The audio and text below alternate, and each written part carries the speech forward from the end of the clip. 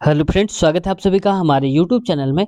तो फ्रेंड्स, आज हम सॉल्व करने वाले हैं बीपीएससी टीआरई का जो क्वेश्चन पेपर है, यानी कि बीपीएससी ने जो टीचर का एग्जाम हुआ था, ये पहला को जब वैकेंसी आई थी उसका पेपर था। यहाँ पर 2023 का ये पेपर है। तो इसको आज हम सॉल्व करने वाले हैं और देखेंगे कौन-कौन से टॉपिक जो हैं इससे ज़्यादा पूछे गए थे और किन-किन टॉपिक पर आपको फोकस करने की आवश्यकता है, किन पर आपको देखना होगा। अगर आप ये सारे क्वेश्चन लास्ट तक देख लेते हैं तो आपको काफ़ी सारे ये जो क्वेश्चंस हैं तैयार हो जाएँगे और आपको आइडिया लग जाएगा किन टॉपिक पर आपको अभी ज़्यादा ध्यान देने की आवश्यकता है। तो फ्रेंड्स, शुरुआत करते हैं आज की इस वीडियो की। लेकिन अगर आप चैनल पे नए हैं तो आपसे रिक्वेस्ट है, चैनल को सब्सक्राइब ज़रूर कर लें और बेल आइकन दबाना बिल्कुल भी मत भूलें, जिससे हमारे वीडियो की नोटिफ़िकेशन आपको टाइम-टाइम पर पहुँचती रहे। तो पहला क्वेश्चन फ्रेंड्स यहाँ पर बोला जा रहा है, भू स्थिर उपग्रह घूमता है, यानी कि जो भू स्थिर जो उपग्रह है यहाँ पर वो घूमता है। तो यहाँ पर आंसर इसका जो राइट हो जाएगा वो हो जाएगा फ्रेंड्स यहाँ पर स्थिर ऊंचाई पर, यानी कि एक स्थिर ऊंचाई होती है वहां पर वो उसको लगाया जाता है ताकि वो उसी हिसाब से घूम सके जैसे कि हमारी अर्थ रोटेट करती जाती है। तो इसका राइट आंसर जो हो जाएगा वो हो जाएगा बी नंबर। अगला क्वेश्चन देखते हैं फ्रेंड्स, आज का हमारा नेक्स्ट क्वेश्चन है, आज का 18 नंबर, और हमारे हिसाब से सीक्वेंस में देखा जाए तो ये नंबर होगा हमारा आज का दूसरा। अगला देखो यहाँ पर कह रहा है, प्रिज्म द्वारा सफेद प्रकाश के प्रक्षेपण में कौन सा रंग अधिकतम विचलित होता है। यानी कि जब वहां से प्रिज्म होता है तो प्रिज्म आप सबने देखा होगा कि ऐसे ट्रायंगल शेप पे रहता है और वहां पर क्या है कि अगर प्रकाश हम डालें तो सबसे ज्यादा जो प्रक्षेपण में कौन सा रंग विचलित होता है, यानी कि कौन सा रंग जो है वो दूर दूर भागता है, बिखर जाता है। तो ये हो जाएगा फ्रेंड्स यहाँ पर राइट आंसर इसका बैगनी रंग, ऑप्शन नंबर सी इसका राइट हो जाएगा, जो सबसे ज्यादा विचलित होता है। और फ्रेंड्स, अगर हम यहाँ पर ये कहें कि सबसे कम विचलित कौन होता है, तो सबसे कम विचलित होता है यहाँ पर लाल रंग। और लाल रंग सबसे कम विचलित होने का कारण क्या है, और इस क्योंकि इसकी तरंग दैर्ध्य जो होती है वो सबसे ज़्यादा होती है और इस वजह से क्या होता है कि सिग्नल्स या कहीं ऐसे खतरे के जो निशान होते हैं उनको लाल कलर का रखा जाता है ताकि आपको आसानी से दूर से ही दिख जाए ये कलर, क्योंकि ये विचलित नहीं होता है। ठीक है? तो अगला देखना, तो समझ गए होंगे आप कि यहाँ पर बैंगनी सबसे ज़्यादा विचलित होता है, यही पूछा गया है, अधिकतम तो बैंगनी हो जाएगा। और अगर पूछा जाता है सबसे कम कौन विचलित होता है, तो यहाँ पर हम कर देते कौन सा, लाल रंग। अब फ्रेंड्स, मैं आपसे एक क्वेश्चन करना चाहूंगा यहाँ पर कि इंद्रधनुष जो होता है, इंद्रधनुष के बीच का रंग यानी कि मध्य का रंग कौन सा होता है। ठीक है, सातों कलर होते हैं उसमें, लेकिन बीच वाला कलर कौन सा होता है ये आपको बताना है कमेंट सेक्शन में। देखते हैं किनका जवाब सही आ पाता है। अगला फ्रेंड्स देखो, आज का नेक्स्ट क्वेश्चन है और इस क्वेश्चन में कहा जा रहा है यहाँ पर कि मेघ गर्जन के समय, यानी कि जब बादल गरजते हैं तो उस वक्त निम्न में से क्या सुरक्षित है, यानी कि क्या सुरक्षित है, उस वक्त हमें क्या सावधानी बरतनी चाहिए, ये हमें बताना है। तो देखो फ्रेंड्स, यहाँ पर क्या है, खुली छतरी लेकर चलना, या छोटे पेड़ के नीचे आश्रय लेना, या खुली जगह में खड़े रहना, उपरोक्त में से एक से अधिक। तो देखो, पहली बात तो ये हो गई कि ये बात हो रही कब, जब बिजली कड़क रही हो, यानी कि बादल गरज रहे हों, उस वक्त की बात हो रही है। तो वहां पर हमें क्या करना चाहिए, खुली छतरी नहीं लेना चाहिए, क्योंकि वहां पर छतरी में क्या है कि जैसे ऐसे स्टिक लगी रहती है तो ये खतरा है, यहाँ पर हो सकता है कि करंट आ जाए। करंट का मतलब है कि वहां पर जब बिजली गिरने के चांसेस ज्यादा हो जाते हैं। ठीक है, तो यहाँ पर राइट आंसर हो जाएगा छोटे पेड़ के नीचे आश्रय लेना, यानी कि ऑप्शन नंबर बी हमारा करेक्ट आंसर हो जाएगा। ठीक है, अब देखो, छोटे पेड़ के नीचे बहुत देर तक आश्रय नहीं लेना है, थोड़ी देर के लिए टेम्परेरी लेना है, फिर आपको एक सुरक्षित जगह ही ढूंढना है। अगला क्वेश्चन देखो, यहाँ पर कहा जा रहा है 20वें नंबर पे, कह रहा है कि स्वतंत्र रूप से पृथ्वी की ओर गिरते हुए निकाय की कुल ऊर्जा, यानी कि कोई पिंड जो है, कोई चीज जो है उसको गिरा दिया जाता है नीचे की तरफ धरती में, तो उसकी जो निकाय की कुल ऊर्जा होती है वो कैसी रहती है। तो फ्रेंड्स देखो, जो ऊर्जा होती है उसकी वो स्थिर ही रहती है, ऊर्जा घटती बढ़ती नहीं है, बस ये है कि चेंज हो जाती है। जैसे ऊपर की तरफ कोई पिंड जाएगा तो उसकी स्पीड धीरे धीरे क्या हो रही है, कम होती जाएगी। भाई पहले फेंकेंगे तेजी से जाएगा, फिर आगे कम होता जाएगा, कम होके जीरो हो जाएगा, फिर यहाँ से नीचे आएगा। तो यहाँ पर जब फेंक रहे होते हैं ऊपर की तरफ पिंड को, तो इसकी गतिज ऊर्जा क्या होती है, पहले तो गतिज ऊर्जा ज्यादा होती है, फिर गतिज ऊर्जा कम होते स्थिर ऊर्जा बढ़ती जाती है।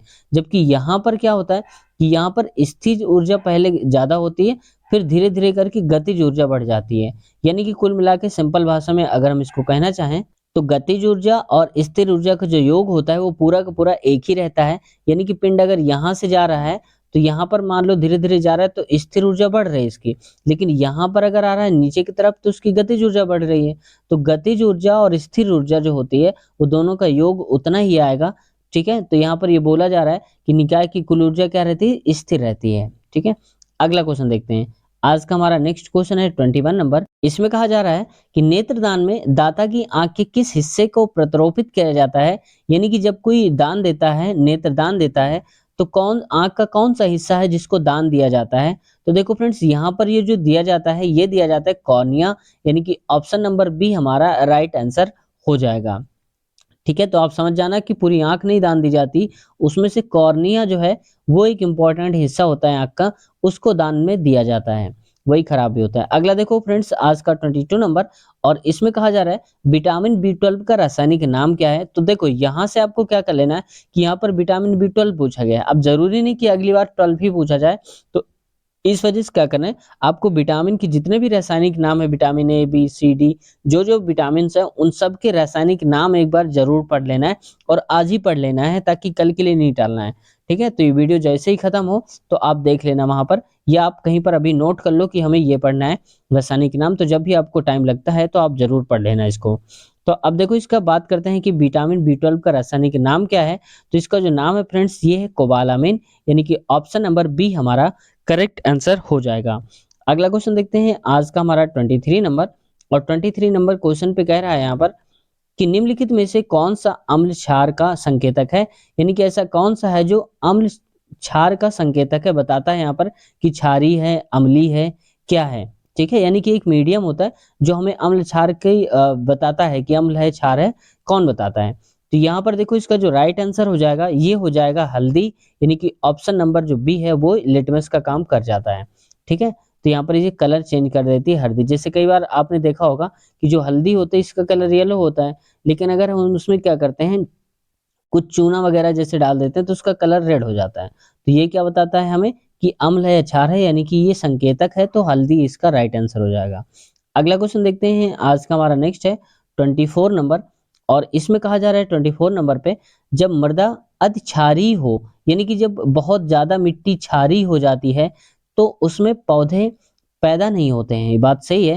यानी कि जब बहुत ज़्यादा क्या हो जाती है क्षारीय, जैसे ऊसर भूमि देखा होगा वैसे वही हो जाती है। तो अधिकता हो जाती है, क्षारीय हो जाती है तो उसमें पौधा नहीं होते हैं। तब मृदा की गुणवत्ता में सुधार के लिए क्या मिलाना चाहिए? कुल मिला के अगर हमारी भूमि बंजर हो गई है, क्षारीय मात्रा ज़्यादा हो गई है तो उसकी सुधार के लिए हमें क्या करना चाहिए, क्या मिलाना चाहिए? तो इसका राइट आंसर हो जाएगा यहाँ पर हमें कार्बनिक पदार्थ मिलाने चाहिए, तो ऑप्शन नंबर ए हमारा राइट आंसर हो जाएगा। अगला क्वेश्चन देखो आज का हमारा नेक्स्ट क्वेश्चन अगला कह रहे हैं यहाँ पर 25 नंबर पे 25 कह रहा है कि फ़ारेनहाइट पैमाने पर परम शून्य मान कितना होता है? यानी कि परम शून्य जो तापमान है वो कितना होता है फ़ारेनहाइट में बताना है। तो फ्रेंड्स जो फ़ारेनहाइट में होता है ये होता है -459.4 डिग्री फ़ारेनहाइट, तो ये हो जाएगा यहाँ पर राइट आंसर ये। और इसको अगर आप चेंज करना चाहते हैं तो फार्मूला भी होता है, क्या होता है C/5 F-32 अपान होता है यहाँ पर 9, तो यहाँ पर 9 लिख दो। अब देखो इसकी वैल्यू आप चाहें तो रख सकते हैं, फ़ारेनहाइट का दिया हो तो सेल्सियस निकाल सकते हैं, सेल्सियस से इसमें निकाल सकते हैं, ठीक है? तो आप ऐसे भी कर सकते हैं, तो आप चेक कर लेना, ठीक है? तो यहाँ पर आपको देखो कन्वर्ट करना भी आना चाहिए कि मान लो फ़ारेनहाइट दिया है, अब हो सकता है वहाँ पर किस में पूछ ले, फ़ारेनहाइट में पूछ लिया, हो सकता है अगली बार ये पूछ ले वहाँ पर सेल्सियस में पूछ ले, तो इसके लिए भी आपको रेडी रहना होगा। अगला क्वेश्चन देखो यहाँ पर नेक्स्ट क्वेश्चन है आज का हमारा 26 नंबर और 26 नंबर क्वेश्चन पे कहा जा रहा है यहाँ पर कि प्रकाश तरंगे किस प्रकार की तरंगे होती हैं? जो प्रकाश तरंगे होती हैं वो कौन से टाइप की तरंगे होती हैं? तो यहाँ पर ये फ्रेंड्स होती हैं यहाँ पर जो प्रकाश तरंगे हैं तो ये फ्रेंड्स क्वेश्चन मैं आप पर छोड़ देता हूँ। आपको बताना है कि अनुदैर्ध्य होती हैं, अनुप्रस्थ होती हैं या फिर विद्युत चुम्बकीय। अगर इनमें से कोई 2 है तो आप लगाएंगे ऑप्शन नंबर डी उपर्युक्त में से एक से अधिक। अब बताना है कौन सा सही है आपके हिसाब से। आप चाहें तो गूगल का सहारा भी ले सकते हैं, आपको आसानी से मिल जाएगा। वहाँ ढूँढने का मतलब है कि आप ढूँढेंगे तो 1-2 क्वेश्चन आप एक्स्ट्रा और सीख जाएँगे। ठीक है? तो ये क्वेश्चन मैं आप पर छोड़ता हूँ 26 नंबर, इसका कमेंट सेक्शन में आपको जवाब देना है। अगला क्वेश्चन देखो आज का हमारा नेक्स्ट क्वेश्चन है 27 और यहाँ पर फ्रेंड्स देखो ये ऑप्शन दिए थे 5, मैं 5 नहीं दिखा रहा हूँ क्योंकि जितने ऑप्शन का हमारा काम है यूज है मैं उतने ही दिखा रहा हूँ, ठीक है? ताकि आपको और भी आसानी हो जाए। अब देखो यहाँ पर कह रहा है 27 नंबर पे कह रहा है कि प्रबल अम्ल और दुर्बल क्षार से बने लवण का पीएच मान क्या है। यानी कि जो अम्ल है उसकी मात्रा ज्यादा हो और क्षार की मात्रा कम हो, ऐसे लवण का जो पीएच मान होगा वो कितना होगा, पीएच वैल्यू कितनी होगी। तो ये हो जाएगा यहाँ पर फ्रेंड्स 7 से कम हो जाएगा, ऑप्शन नंबर बी। क्यों हो जाएगा, देखो अम्ल की मात्रा ज्यादा है, प्रबल अम्ल है, तो आप जानते हैं कि अगर 7 होता है, 7 से अगर हम इधर की तरफ चलेंगे यहाँ पर, ठीक है, 6 5 3 ऐसे कर यहाँ ऐसे कर लो आप, इसको मैं सही कर देता हूँ। अब जैसे 7 है और 7 से कम की तरफ चलेंगे, जैसे 6 3 2, तो ये अम्लीय होता जाएगा। और इधर की तरफ चलेंगे चलेंगे अगर 8 9 10, तो ऐसे करके क्या हो जाएगा, यहाँ क्षार की मात्रा ज्यादा होती जाएगी। अब कह रहा है कि अम्ल प्रबल है, यानी कि इसका मतलब है कि 7 से कम की वैल्यू होगी इधर वाली, ठीक है, अम्ल तभी तो ज्यादा होगा, इधर ज्यादा होता तो क्षार हो जाता। अब फ्रेंड्स आपको ये बताना है यहाँ पर कि जो पीएच वैल्यू होती है वो कहाँ से कहाँ तक होती है, पीएच वैल्यू का रेंज क्या होता है, जैसे 1 से लेकर के 15 तक, 20 तक, कहाँ तक होता है ये पीएच वैल्यू, या 0 से लेकर जितना भी है आपको बताना है कमेंट सेक्शन में। अगला क्वेश्चन देखो 28 नंबर, और 28 नंबर क्वेश्चन पे कहा जा रहा है, कह रहे कि 1 गीगाबाइट यानी कि जिसको जीबी बोलते हैं किसके बराबर होता है। तो यहाँ पर बताना है हमको इस किसके बराबर होता है, तो इसका राइट ऑप्शन हो जाएगा 1024 एमबी, यानी कि ऑप्शन नंबर बी। जैसे क्या होता है कि 1024 जो होता है वो अगर केबी है तो 1024 केबी मिलकर एक एमबी बनाती हैं, और वैसे ही 1024 एमबी मिलकर के एक क्या बनाती हैं, जीबी यानी कि गीगाबाइट बनाती हैं। ठीक है, ऐसे आपको याद रखना है।